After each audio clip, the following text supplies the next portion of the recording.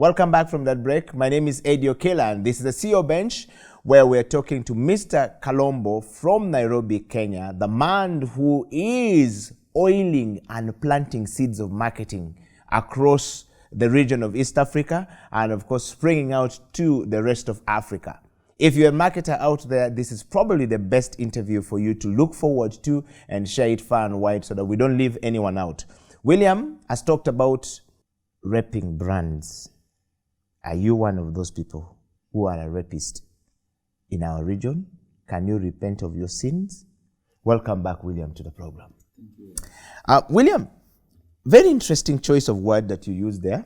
I know you explained it already. We're going down to a moment when we want to talk about something very interesting. One, do you think that brands have optimally utilized the event space across the region, across Africa, and across the world? Do you think that we have optimally utilized that space? A few brands have got it correct. Mm-hmm. Some brands have had a lot of misses. Mm-hmm. And the misses is because the people on the brand side do not respect the hustle of the event owners. Mm. So severally, they look down upon you people in the event space and they don't take you serious. You have scenarios where you are planning an event 6 months down the road and brands are coming on board a day to the function. And they're all over your space trying to dictate things last minute. The idea for creating calendars for events is so that you can have everything oiled out in good time. So events are getting affected because we have very poor respect from some people on the brand side. Mm. They need to change and respect the hustle and come on board. If these forums, if these vehicles are not working, where will your brand tell their stories? It is in the interest of the big brands that as many events, as many vehicles are working in the ecosystem you're in. So that you are able to utilize them to tell your story. Yeah. William, that said, in today's rapidly changing world, learning to lead our organization to read the turbulence that is brought about by the change in either technology, in our thinking space, in the way we look at money and entrepreneurship and investment and saving, is beginning to require that one needs to be critically aware of certain things that are very, very factual. My question to you is, in your view, what is ailing the marketing profession as a CEO? Today, the biggest enemy to the marketing profession are the people who claim to be marketers. The people who occupy marketing offices. If you look at the finance guys, for instance, after the first degree, they are continuously learning. If you look at a lot of marketing people, immediately they finish that job, they get that big job with a big car, they feel like they have reached. So they don't invest in continuous learning. We need to relook at that, respect the fact that some critical knowledge you may have today could easily be obsolete by tomorrow.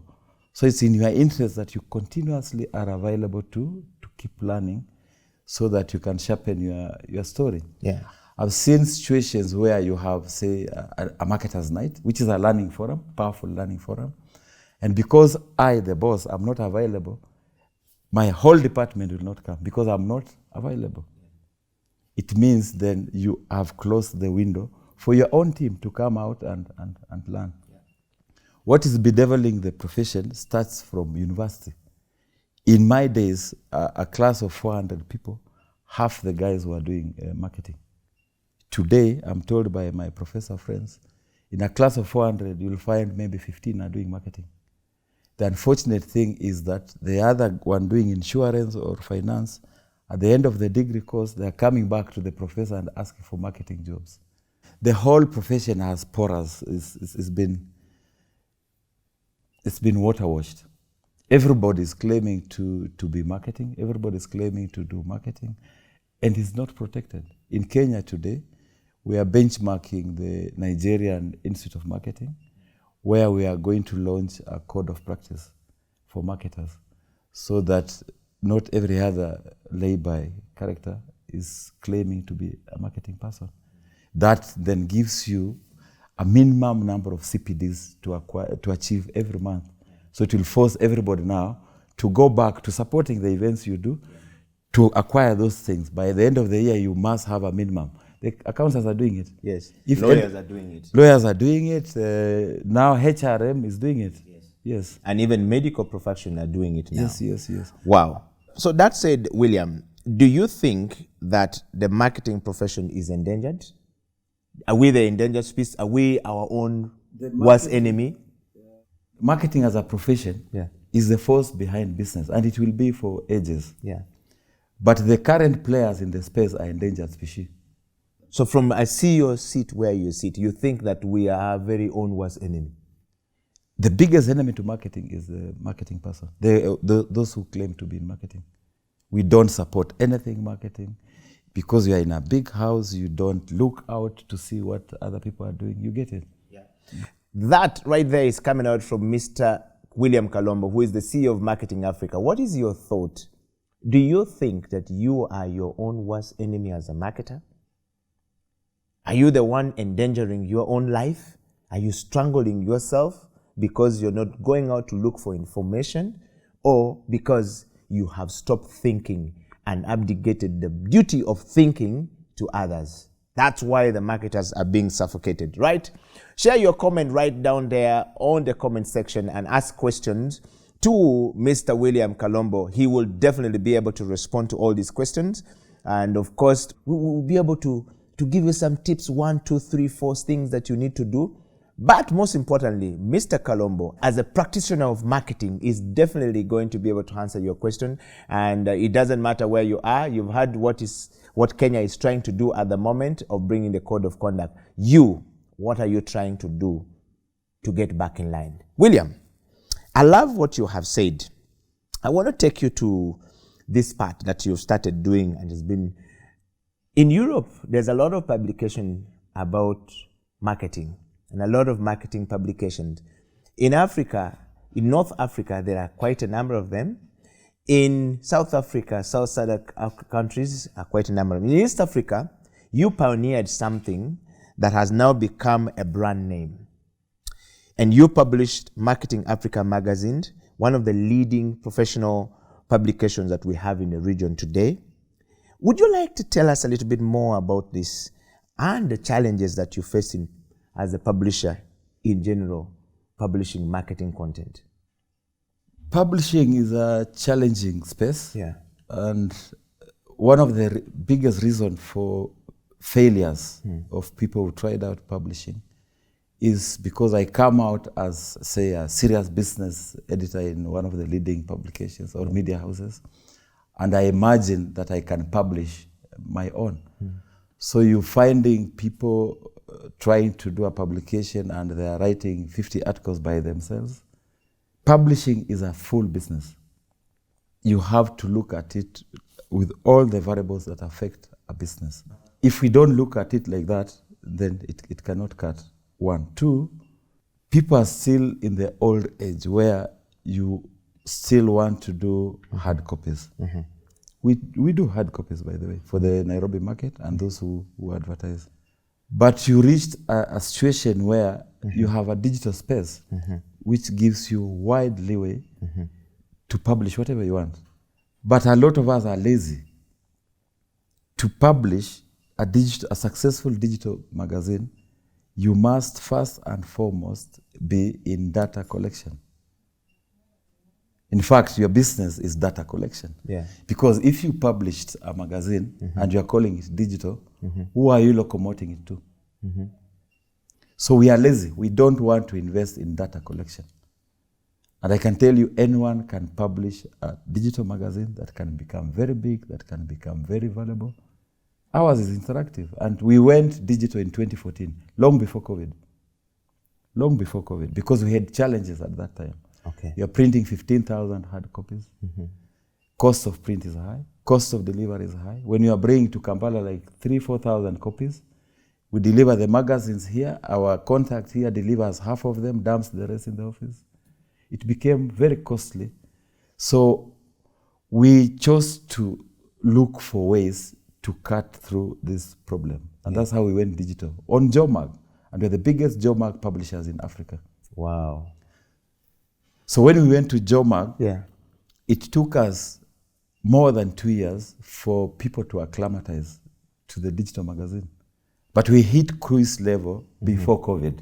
Okay. So by COVID time, we felt nothing. When they were saying now you can't distribute magazines, they can be source of infection, we are distributing ours at a button.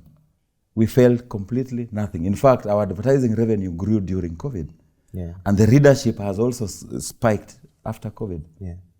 Wow. That said, William, is the interference between marketing industry and the institution churning out budding marketers healthy? Is it healthy? The interface is very poor. During my days, for instance, we had managers in serious corporates, BAT Kenya, Kenya Breweries, Nation Media, coming to our college to sit on my board. When you are closing for vacation 3-4 months, they used to take 600 students to go work and they pay them. Today's manager is too busy for the guy in college. We are not creating time for the students, yet we are blaming them for not catching up or doing the things the right way. So I think we need to calm down, create more time for these students. We used to do parties in our college where you have managers coming in. We used to have so many sessions where industry is coming to speak to students about different careers on very regular basis. We need to come back and talk to our students. It is the only way we can groom them to be the next generation leaders. That said, William, I want to take you to a question which is interesting. William, on that part that you talked about, I want to take you to a level of change management as we move towards the closure of this interview today. We run job adverts in our publications and we look for people who have 15 years, 3 years, 4 years of experience when we want them to come into the job. But like you've said, many of these young people coming out from the universities don't have opportunity to work.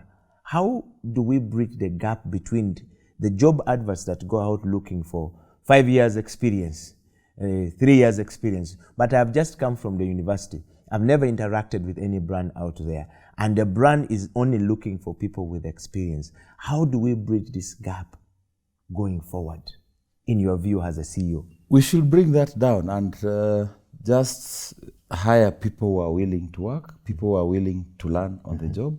All of us, what we do today, we didn't know. So you get to learn on the job. So long as they have the correct attitude and you are doing a professional onboarding, let's collapse that so that we are able to give our youngsters the window to come and learn on the job. My next question is about change and management of change. COVID-19 came in and rocked the boat. Some of our organizational companies in Africa closed. Many corporate companies across the world closed. The marketing profession suffered a deep down, and many did not know how to manage change. You are a CEO of a big corporation now by our standard in East Africa and across the region. What is your understanding of change management, and which principles do you always apply when moving out? Say, for example, as a CEO, if you're moving out, if you're a brand, how do you move out? If you're now changing the relationship, you've been funding Marketing Africa for some time, you decide that you want to now leave Marketing Africa. What principle do you use to make that decision? 2, and how do you communicate, or how does one communicate, as well as how do they manage the change and address the problems that they have that is making them leave to go to the next level? We've seen brands, for example, saying we're parting ways with House of Talent, we're parting ways with Marketing Africa. And they don't say why they are parting ways with Marketing Africa. They just say we'll leave. Some of them are down to individuals. Others are down to the fact that the value are not shared properly. And not everyone finds this part very easy. You are a CEO. Are you saying change management? Yes. Or being dropped as a client or losing accounts? All of that is part of change management, because when you're being dropped as a client, there's a problem. Yes. And when you're a CEO, you are changing position to go to the next one, is also a problem. How do you manage change? When you are losing accounts, it should be an occasion for learning. Yeah. There must be a critical reason why you are losing it. Okay. In some occasions, you find that somebody is dropping you because they have got their own preferred supply or something like that. Yeah. Some others could be malicious with you. They are not happy with how you are doing things. They are jealous, so they may drop you because of that. You shouldn't die. That you are dropped should take you back to the kitchen, to look at your own story and see, did I fail in my promise to the client? And a lot of times our promise to the client is punctured from the beginning. It's punctured in the sense that I get into relationship with you as my account, but we don't state clearly what are the deliverables in black and white. So when we start the journey, you start getting now gray areas popping in, and you don't have proper accountability systems on your deliverables.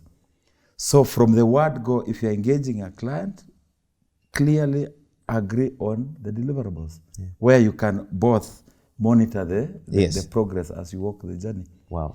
You will be fired even when you are doing the best of jobs. So it should not kill you. And that's why I talked about passion earlier on. Yes. Yes, just go back. If you made the mistake yourself, then polish up your story. If the client fired you because of their own issues, they keep moving, isn't it? Well, but change management itself is a very big problem in a lot of corporates, even in our own lives. When you find that the things you are used to are shifting, the boyfriend you had is moving on to another side, the girlfriend you had now has got better, handsome looking guys with fat pockets, it will hit you. What must drive you is that you have to pick yourself up and keep walking. Because the fact that I messed you up should not make you die. You dying will not kill me. Just remember that. If you die, it is you dying. I'll continue moving on. William, we're going to bring this interview to a close. Like they say, every good thing must come to an end. You are a CEO, all right? And the journey of being an entrepreneur is not an easy one for most people in Africa, at least. The fact that we don't have very many structures that support entrepreneurship. Your journey is one of a testament that when you started the university, there were so many people supporting you. When you came out, it was now real fire, that you have to survive. You are out of university. Nobody looking at you as a student who they can take advantage of. Now you are starting the journey.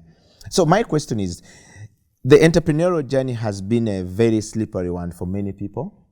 And in my view, many people have gone down the drainage without knowing the nuggets of truth of how to bounce back from the challenges they have. What, in your view, is slowing down this in this part of Africa, particularly East Africa, that our entrepreneurs don't go past a certain level? Entrepreneurship is a big challenge. The fallacy is that we imagine entrepreneurship only applies when you are running your own kiosk. The critical thing is that we need to coach people to have an entrepreneurial mindset, which means I can work for a particular company, but I have an entrepreneurial mindset. That mindset is one that brings solutions to challenges. So you can be a manager in any space, but you think solution to any challenge that you come to. So you don't have to necessarily run your own outfit to call yourself an entrepreneur. That's the first one. The next thing is that we've started what we call entrepreneurial clinics. And the idea behind it is to just pull together people in that space to learn, share and coach each other. That was based on the fact that a lot of people start businesses. They are entrepreneurs, they start a lot of businesses. And you imagine that all I need to start a business is money. We've seen it. So you have big money, you set big shop, you go beyond limits, and it collapses. The critical thing about entrepreneurship is that as much as you have that mindset, you must know the journey is different. The journey requires very many parameters. Cash is just one of the parameters. You need employees, you need partners, you need business. We've seen people start business. You start business, you get very big LPOs from people who will never pay you. So you end up collapsing, you get it. You've seen people start business and you step on toes, you are sued. You've seen people who run out of finance, isn't it? Yeah. You've seen people who are not compliant in tax matters. There are 15 critical elements that are killing entrepreneurs. So if they are alive to all these factors, it will make their journey more soft. Because any one of those factors can collapse you, I can tell you. So you must be permanently alive to the critical factors that will sustain your entrepreneurial journey. Also, it's not only money, it's not only having business coming in. Wow. Even growth, growth itself. It's a killer. People have mismanaged growth. So because you have too much business coming in, you just move on like that. Wow. William, there are a lot of talks that SMEs are going to be the future of a future driver for Africa's economy.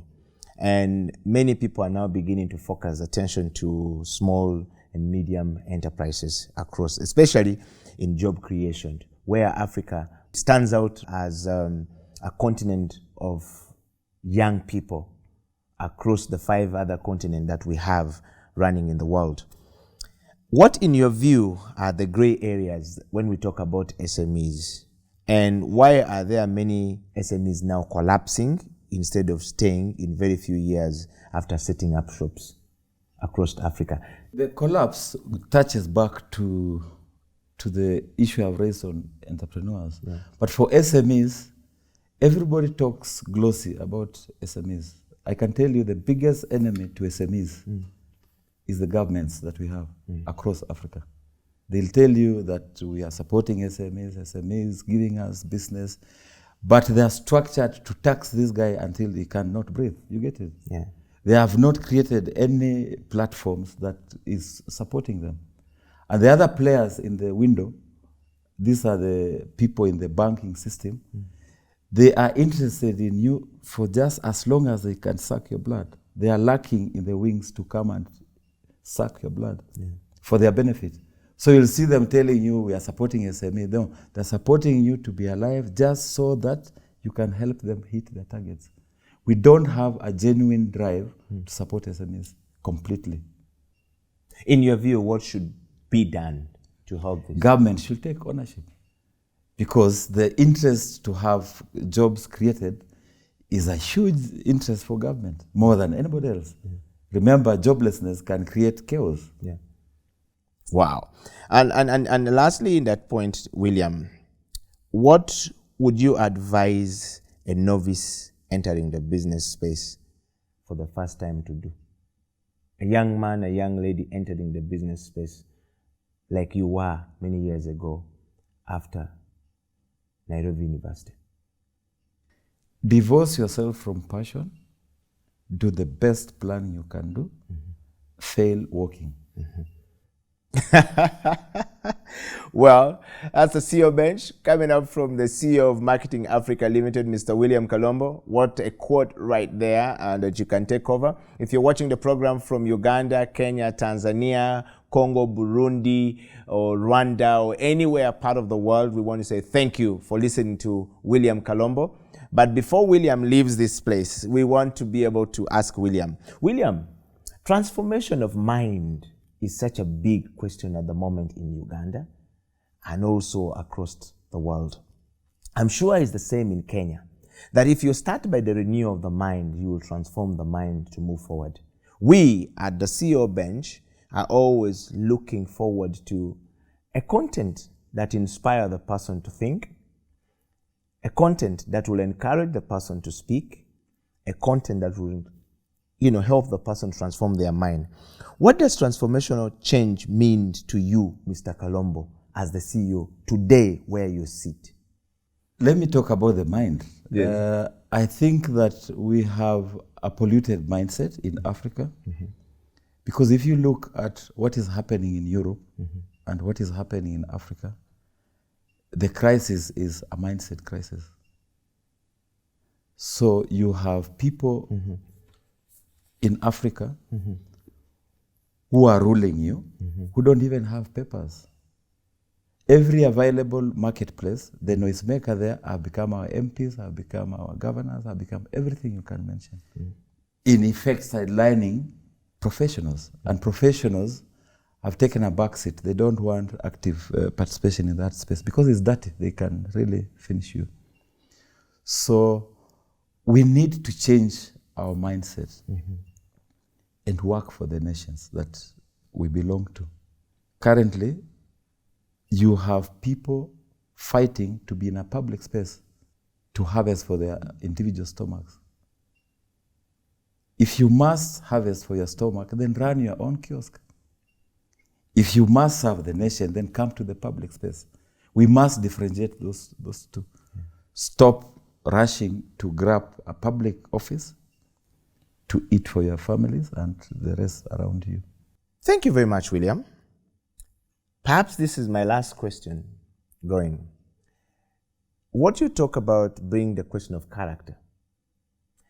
And there is this saying that character is developed in a person through so many things that happened. First, have you ever failed in your life in anything? You know, we're seeing you right now speaking with so much good English and everything. Somebody out there might be thinking, I want to be like Kalombo. But has he ever failed? I have successfully failed so many times. Even last night I failed.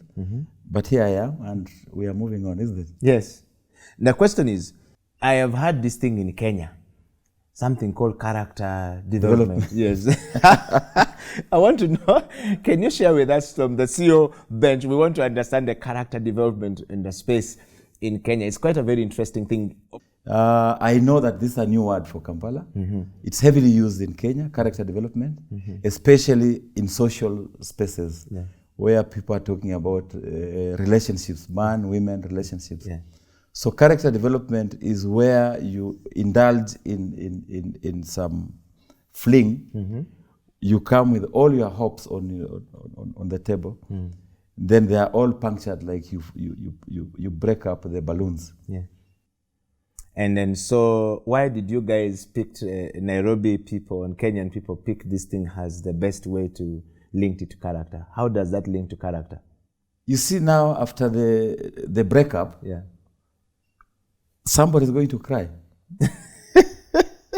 Yes. They go crying, tears in buckets. So you find that, no, you can be here now celebrating that you have this relation is working for you.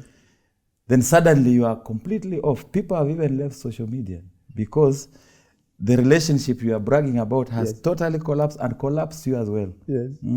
So William, so in the same space, you find business is giving people character development. You come in with a lot of hope, with a lot of plans, and everything you planned, you find is not working.